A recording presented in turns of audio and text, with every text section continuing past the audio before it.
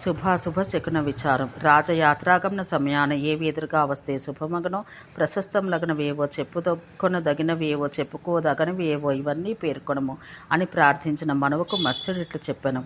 అయుక్తములుగా ఔషధములు, నల్లని ధాన్యములు, దూది, ఎండుగడ్డి, ఎండుపేడ, కట్టెలు, బొగ్గులు, నూనె, బెల్లం, నూనె అంటుకొన్నది మలినం అగు బోడితల, నగ్నుడు, ముక్తకేశుడు, రోగార్తుడు, కాషాయ వస్త్రధారి, ఉన్మత్తుడు, బలహీనుడు, దీనుడు, నపుంసకుడు, ఇనుము, బురద, చర్మములు మోపు, కేశముల కట్ట, తెలకపిండి మొదలగు సారం తీసివేసిన పదార్థములు, చండాలులు, స్వపచులు, కారాగార రక్షకులు, కషాయవాండ్రు, పాపకారులు, గర్భిణులు, ధాన్య పొట్టు, భస్మం, కపాలములు, ఎముకలు, పగిలిన పాత్రలు, కండలు, ఎర్రని పాత్రలు, కుండలు, మృతమైన కొమ్ములు గల ప్రాణులు, అప్రశస్య వాద్యధ్వనులు, చెవులు బద్దలు చేయి భయంకర ధ్వనులు, అశుభ శకునములు, రమ్ము అన్న మాట ముందు నుండి, పొమ్ము అన్న మాట వెనుక నుండి వినబడటం మంచిది.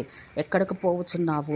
నిలువము, పోవలదు. అక్కడికి పోవుటచే నీకేమి ప్రయోజనం? ఈ మొదలగు శబ్దాల విపత్తికరములు.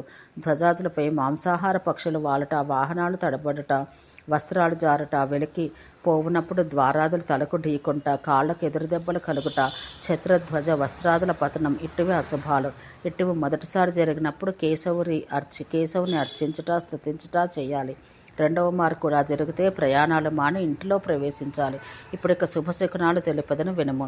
తెల్లని పువ్వులు, పూర్ణ కుంభములు, జలపక్షులు, మాంసం, మత్స్యములు, గోవులు, అశ్వాలు, గజాలు, ఒంటి బౌద్ధ సన్యాసి, సాధుప్రాణి, మేక, దేవతలు, మిత్రులు, విప్రులు, మండుచున్న అగ్ని, వేశ్య, దూర్వ, పచ్చి గోమయం, వెండి, బంగారం, రాగి, సర్వరత్నములు, ప్రశస్త ఔషధములు, యవలు, తెల్లని ఆవలు, మనుషులు మోయు యానము, శుభపీఠం, ఖడ్గఛత్ర పతాకలు, మృత్తిక ఆయుధాలు, ఇంకను సర్వరాజ లాంఛనాలు, ఏడుపుల వారు వెంటలేని శవములు, నెయ్యి, పెరుగు, పాలు, వివిధ ఫలాలు, స్వస్తిక, వర్ధమాన, సంధ్యావర్త, కౌస్తుభ, గృహభేదాలు, సుఖకరం, గంభీర, మనోహరమగు వాద్యధ్వని, గాంధార, షడ్జ, ఋషభాది ప్రశస్త సంగీత స్వరములు, ఇటువి శుభకరములు.